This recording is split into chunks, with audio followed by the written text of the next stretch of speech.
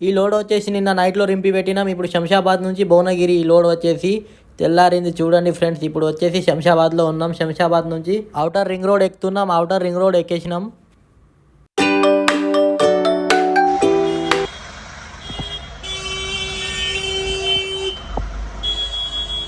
Outer ring road దిగి highway మీద వచ్చేసినాం. ఇది వచ్చేసి Warangal highway signal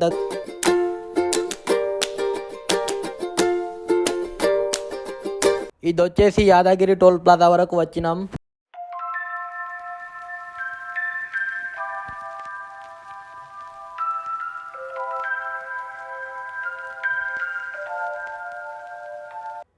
Warangal highway దిగేసినాం. ఇది వచ్చేసి యాదగిరిగుట్ట టెంపుల్ వెళ్తుంది ఈ రూట్ వచ్చేసి.